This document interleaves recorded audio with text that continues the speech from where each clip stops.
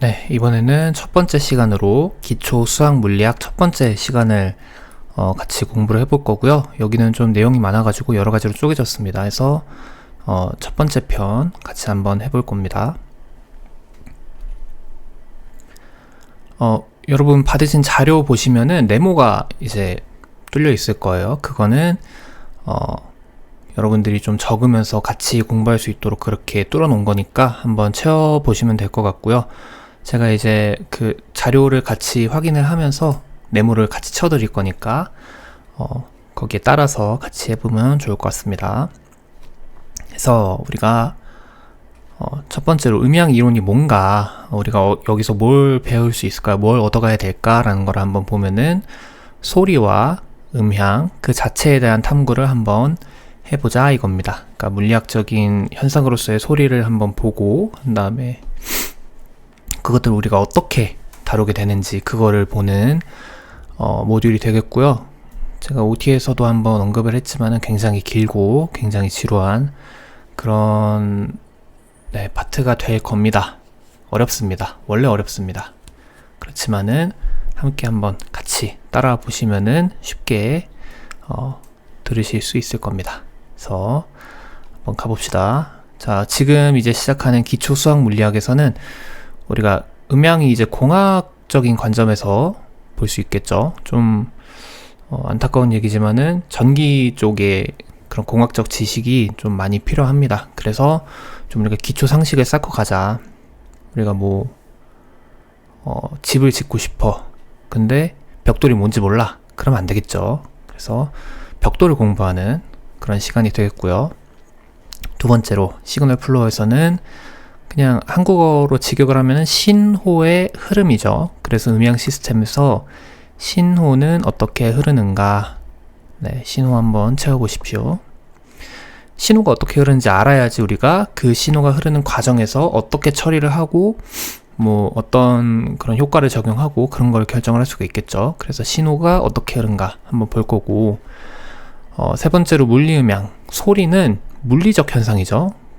물리적 현상을 우리가 어떻게 기술을 할 수 있을까? 그러니까 우리가 그냥 소리라고 하면은 듣는 거 아니야? 그렇게 생각을 할 수도 있겠는데 그거를 좀 물리적으로 뜯어보자 이겁니다. 그리고 네 번째, 전기음향에서는 어떻게 해야 소리를 우리가 편하게 다룰 수 있을까? 우리가 전기를 음향에서 사용하는 거는 다 그냥 소리는 물리적 현상인데 그걸 어떻게 편하게 다룰 수 있을까? 거기에서 출발하는 겁니다. 그래서 그게 전기음향이고요. 그게 이제 다섯 번째, 디지털 영역으로 넘어옵니다. 우리가 그냥 전기에서는 그 신호가 그냥 이렇게 흐르는데 이걸 우리가 디지털 영역으로 끌고 와가지고 이거를 어떻게 좀 사람이 사용하기 편하게 나타낼 수 있을까? 그것이 디지털 음향이 되겠고요. 그 다음에 여섯 번째로 심리음향, 우리가 인식하는 인식으로서의 소리를 한번 같이 볼 겁니다. 이게 생각보다 중요합니다. 그냥 우리가 음향을 그냥 다룰 수도 있지만은 어차피 소리를 듣는 것이 중요한 거기 때문에 어떻게 인식하는지 그거를 공부하는 것도 중요하겠고요.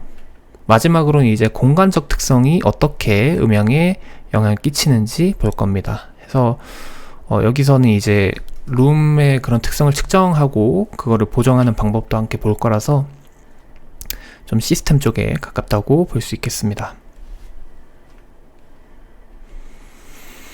네, 이제 본격적으로 한번 나가봅시다.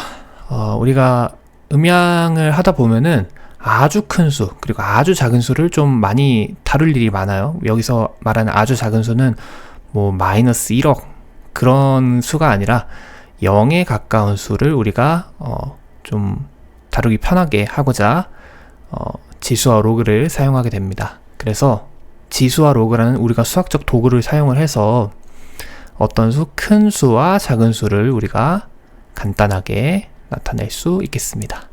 그냥 우리가 뭐 1억 하면은 공이 이렇게 많이 붙어야 되는데 이거를 지수를 사용해서 10의 9승 이렇게 간단하게 표현할 수가 있거든요. 그래서 이런 목적으로 큰 수와 작은 수를 간단하게 나타내기 위해서 지수와 로그를 사용을 할 수 있겠고요. 또 하나의 장점이 이제 지수와 로그를 이용을 하면은 곱셈 그리고 나눗셈을 우리가 덧셈과 뺄셈으로 바꾸어 쓸 수 있어요. 우리가 아무래도 곱셈하는 거 나눗셈하는 것보다는 덧셈하고 뺄셈으로 바꿔서 보는 게 쉽겠죠. 그래서 공학 분야에서는 지수와 로그가 굉장히 유용하게 쓰입니다. 네, 그래서 지수의 표현을 한번 보면은 A의 비승 이렇게 돼 있죠. A가 곱해지는 수고요. 그리고 B가 곱하는 횟수입니다. 그런 다음에 로그, 이게 로그의 표현입니다. 로그 A의 B 이렇게 돼 있고요. 여기서 A를 좀 특정한 수인 경우에는 A를 생략해서 여기를 이제 A가 특정한 수다 치면은 얘가 A가 아니라 B가 되겠죠. 그래서 로그 B다 이렇게 표현하기도 하고, 또 어떤 수에 대해서는 로그를 ln 이렇게 줄여서 표현할 수도 있습니다. 뒤에서 한번 같이 알아볼게요. 그래서 지수의 정의를 보면은 어떤 실수 A를 우리가 B번 거듭하여 곱할 때, 그래서 우리가 이거를 지수를 거듭 제곱이라고도 부릅니다.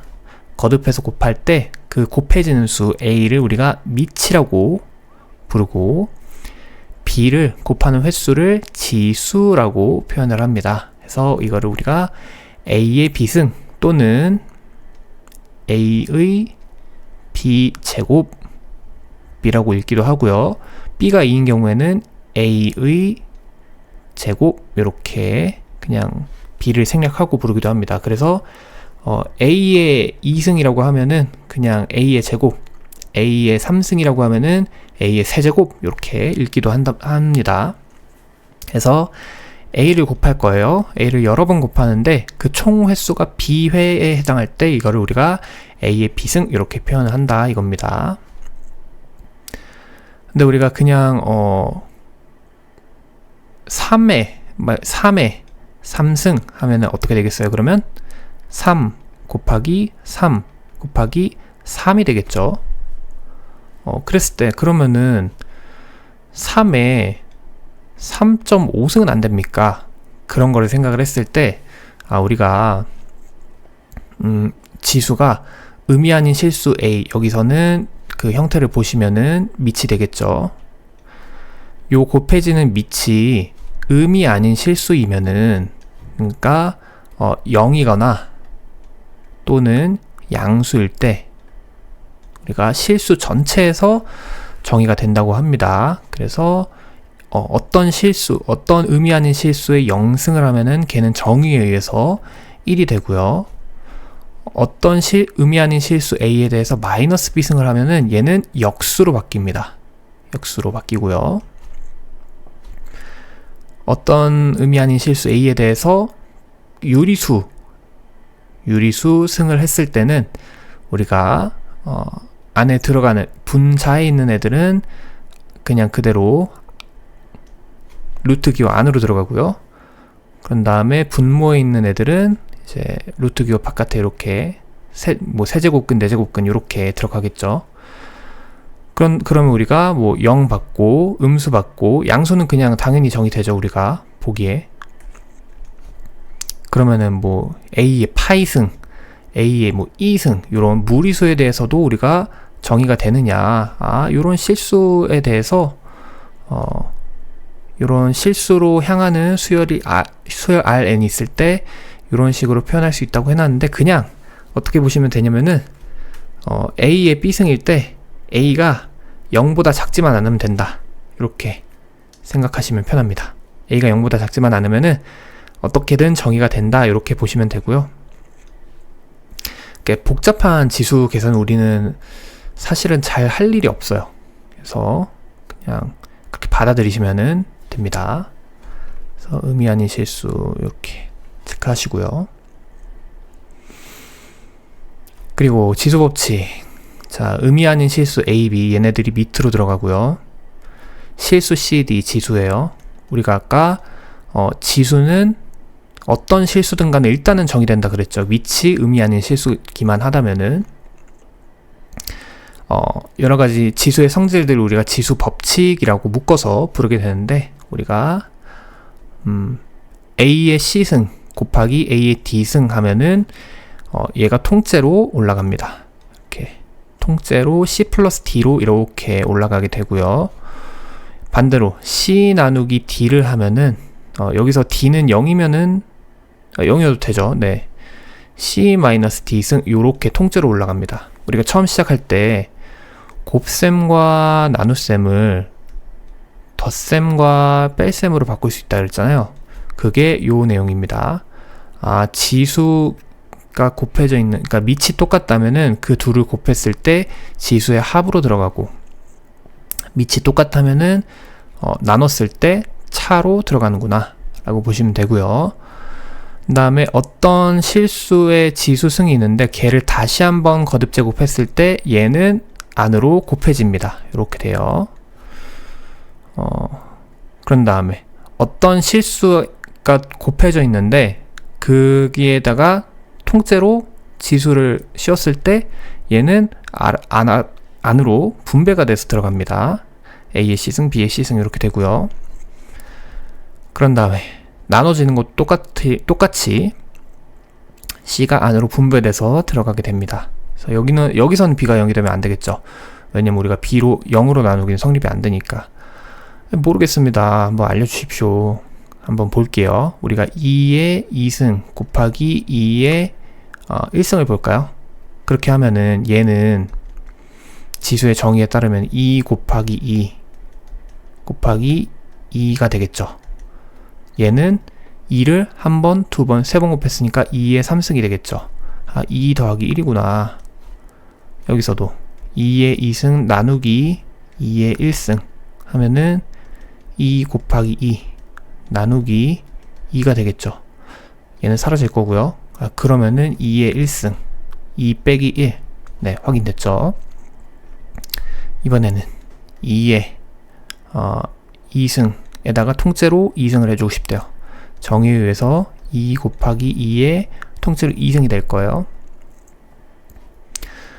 그러면 뭐 여기서 이렇게 분배되는 걸 써도 좋고요. 아니면 그냥 직접 계산을 해도 좋고요.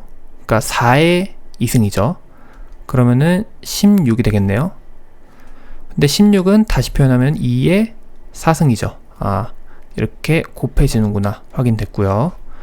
요거는 여기에서 이렇게 넘어가는 걸로 확인됐죠. 얘가 2의 2승 곱하기 2의 2승으로 표현할 수 있으니까. 나눗셈은 그냥 B가 역수이기만 하면 됩니다. 그래서 이렇게 지수 법칙을 한번 확인을 해봤고요.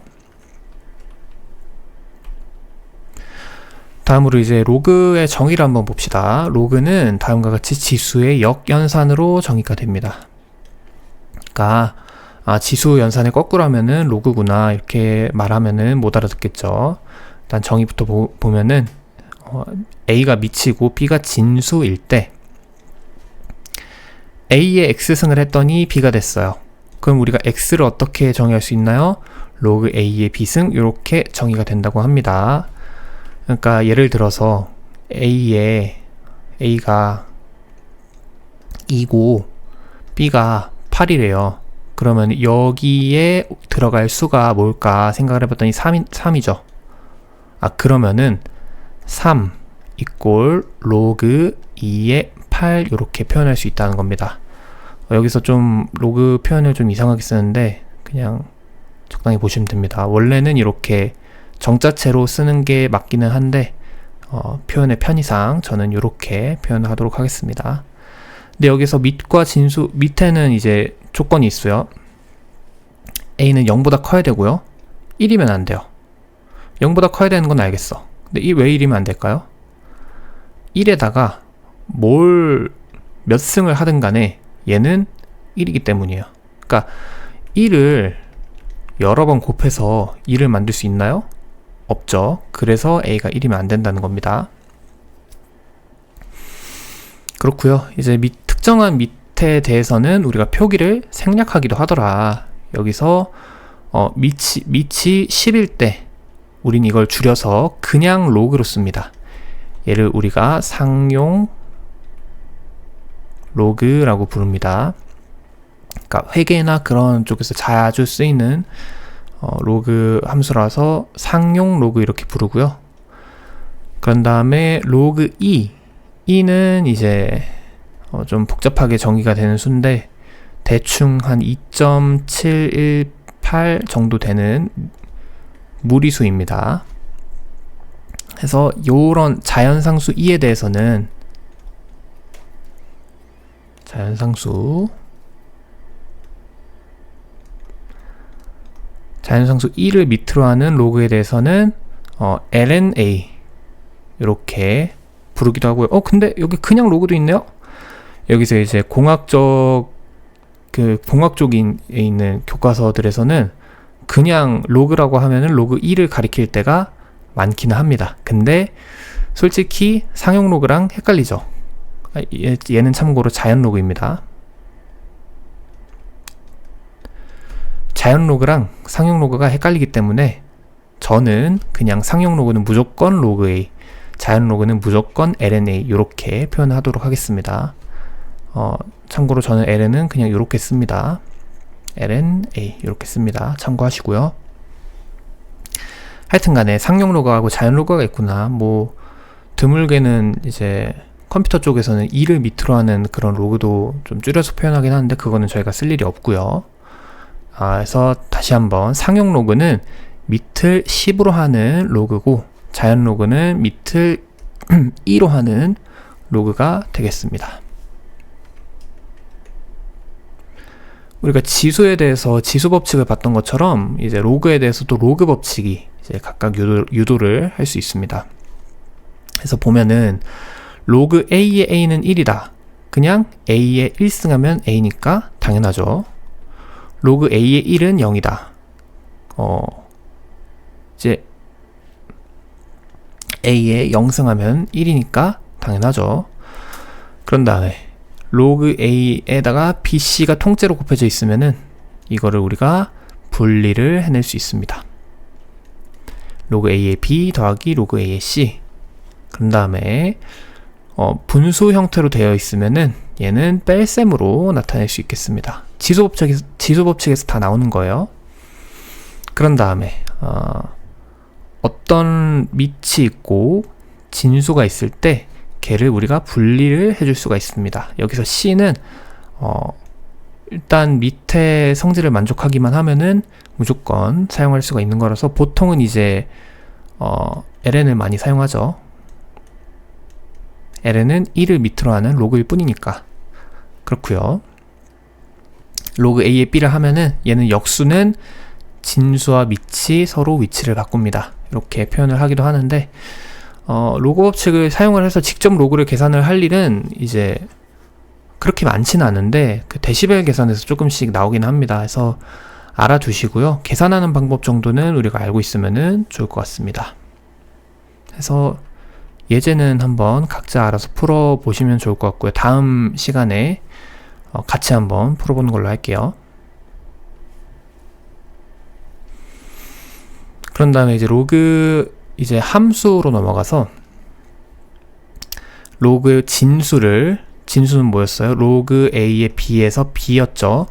걔를 우리가 독립변수, 로그의 값을 종속변수로 두면은 로그 함수가 된다. 그러니까 로그 a의 b에서 x를, 그러니까 b 자리에 x를 넣는 거죠. 그러면 요게 나타내는 값이 있을 거 아니에요. 그 값을 우리가 fx라고 두면은 요게 로그 함수의 표현이 되겠습니다. 여기 이렇게 네모고요.